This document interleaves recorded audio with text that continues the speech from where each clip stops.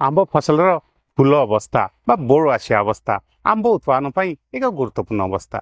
आंब बोड़ साधारणतः जानुआरी मे मास मध्य आसी थाए।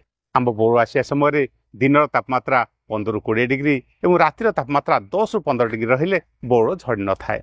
किंतु आंब गछरे बोड़ आसिया समय यदि मेघुआ पाग रहे, कुहुड़ी पाग रहे और वर्षा हुए ते बोड़ बहुत मात्रा झड़ी जाए थाए। मेघुआ पाग बा कुहुड़िया पाग हेले अपेक्षा आर्द्रता बढ़ी जाए थाए। ता फल आंब गछरे आंब डाहाणी लागि थाए एवं जहाँकि फूलरू एवं फलरू रस शोषी खाई थाए। ता फल बोड़ झड़ी पड़ी थाए। आंब फसल रे विभिन्न प्रकार रोग मध्य लागि थाए, जेपरि आंथ्राक्नोज रोग और पाउंसिया रोग। ता छुआ बोड़ झड़ियार अनेक कारण मध्य रही, जेपरिक सार एवं अनुसार पहचान ठीक न करिया बा हर्मोन को पहचान न करिया। ता सहित यदि पराग संगम ठीक न हुए ताल मध्य आंब बोड़ झड़ी जाए थाए। तेणु आंब बोड़ आसिया पूर्व बा आसिया समय आम दुईटी इंपोर्टाट स्प्रे करिया ताहले परिवेश विपरीत परिस्थिति में आंब बोड़ झड़ो ना, फल कषि झड़ो ना और अधिक उत्पादन आसो। मु अरविंद साहू कृषिविद कृषि संपदा कार्यक्रम को आपण स्वागत। तेज आसते जाना आंब बोड़ आसिया पर केउं परिस्थिति केउं दुईटी इंपोर्टाट स्प्रे करिया जहाँकि आंब बोड़ झड़ो ना, उत्पादन को द्विगुणित वीडियो को शेष पर्यटन देखूँ। जब आम चैनल को सब्सक्राइब करना तेज एवं ही सब्सक्राइब करनी, बेल आइकन को दबाई दिंतु। ताफरे आम प्रस्तुत कर नुआ नुआ वीडियो प्रथम आपण पाखे पहुंच पार।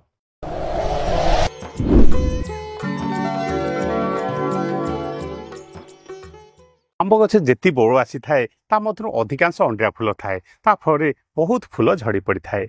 जेतिक बोड़ आसी थाए बा जेति फूल आसी थाए से जदि 1 शतकड़ा फल परिवर्तन हुए ताहले मध्य बहुत फायदा मिलियो। किंतु वायुमंडल तापमात्रा परिवर्तन फल जेपरिक अधिक तापमात्रा बा कम तापमात्रा रहिले आंब उत्पादन पर प्रभाव पकई थाए। वायुमंडल तापमात्रा कम हेले बा अधिका हेले विभिन्न प्रकार जो रोग एवं पोक लगी थाए ताको आम नियंत्रण करने बेले कीटनाशक बा फंजीसाइड को स्प्रे करथाउ। किंतु आंब गछरे संपूर्ण बोड़ आसिया अवस्था रोग पोक नियंत्रण करने पूर्व आम किछिटा विषय प्रति ध्यान देवा आवश्यक रही। जेपरिक आंब बोड़े उभय माई फूल थाए एवं अंडिया फूल थाए। यार पराग संगम किसी उपकारी कीटक आवश्यक रही, जेपरिक माछी, महुमाछी एवं अन्य उपकारी कीट। तेणु आंब बोड़े संपूर्ण फूल फुटिया अवस्था आम जदि रोग पोक नियंत्रण करने जदि कीटनाशक बा फंजीसाइड को आम स्प्रे करुचे ताहले यह पराग संगम बाधा सृष्टि होता है और बोड़ सब झड़ी पड़ी थाए। तेणु यही समय रासायनिक कीटनाशक बा कवकनाशक को आम स्प्रे करिया नहीं।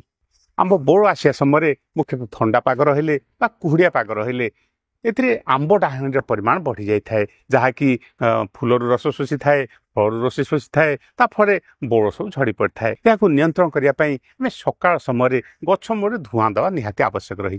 जदि आंब बोड़ प्रारंभिक अवस्था रही तेबे आम रासायनिक कीटनाशक व्यवहार करिपरिया, किंतु जदि संपूर्ण फूल फुटी ताहले रासायनिक कीटनाशक व्यवहार करिया नाही। तो आंब गछरे बोड़ आसियार प्रारंभिक अवस्था प्रथम स्प्रे हिसाब से आम जदि आंब गछ आंब डाहाणी लगी दहिया पोक लगी या नियंत्रण करने ब्रोड स्पेक्ट्रम कीटनाशक स्प्रे करिपरिया, जेपरिक डाइफेन्थ्रिन 50% WP जहाँकि पेगासस ना मार्केट में मिलता है। या लिटर प्रति 1.5 ग्राम हिसाब स्प्रे करिपरिया, किंबा थायोमेथाजम 12.6% प्लस लैम्डा साइलोथिन 9.5% ZC जहाँकि मार्केट रे आलिका ना मिलता है। या 3 लिटर पानी रे 1 ml हिसाब से स्प्रे करिपरिया बा ड्रम प्रति 5 ml हिसाब से स्प्रे करिपरिया।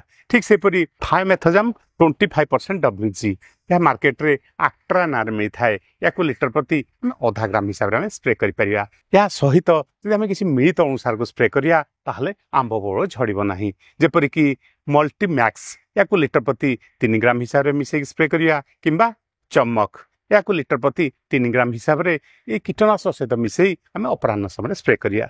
जदि गछर संपूर्ण बोड़ आसी थाए ताहले ए कीटनाशक को स्प्रे करिया नाही। आम या जैविक कीटनाशक स्प्रे करिया, जेपरिक निंब तेल 10,000 ppm को आम लिटर प्रति 1 ରୁ 2 ml हिसाब से आम स्प्रे करिया और यह सहित अनुसार को मिसई आम अपराह्न समय स्प्रे करिया ताहले ए अनिष्टकारी कीट को सफलतार सह नियंत्रण करिपरिया। सेपरि कुहुड़िया पाग बा मेघुआ पाग जुगु आंब फसल रे यदि रोग हिसाब से पाउंसिया रोग लागे बा आंथ्राक्नोज रोग लागे ताहले आंब बोड़ प्रारंभिक अवस्था में रासायनिक फंजीसाइड को स्प्रे करिपरिया, जेपरिक हेक्साकोनाजोल 5% EC जहाँकि कंटा प्लस ना मार्केट में मिलता है। या लिटर प्रति 2 ml हिसाब स्प्रे करिपरिया, किंबा आजोसिस्ट्रोबिन 23% SC जहाँकि मार्केट रे आमिस्टार ना मिलता है। या लिटर प्रति 1 ml हिसाब से स्प्रे करिपरिया। ठीक सेपरि फ्लक्सापायरॉक्साइड प्लस पाराक्लोस्ट्रोबिन जहाँकि मार्केट रे मेरिफियन नार मिलता है या लिटर प्रति 2.5 ml हिसाब से आम अपराह्न समय स्प्रे करिया।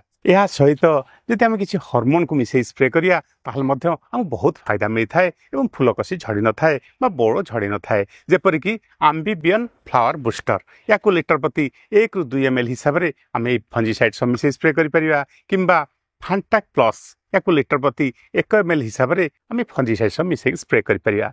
जदि आम गछ संपूर्ण बोड़ आसी संपूर्ण फूल आसी ताहले आम जैविक फंजीसाइड को स्प्रे करिया जेपरिक सेडोमोनास फ्लोरोसेंस या लिटर प्रति 2.5 ml हिसाब स्प्रे करिया एवं या सहित आम हार्मोन को मिसई जदि स्प्रे करिया ताहले आंब बोड़ झड़िबो नाही और बहुत बढ़िया उत्पादन आसिबो। आम वीडियो आपन किपरि लागिला कमेंट बॉक्स में लिखंतु। जदि आम वीडियो आपन भल लागि थाए तो लाइक शेयर सब्सक्राइब करंतु। धन्यवाद। जय किसान।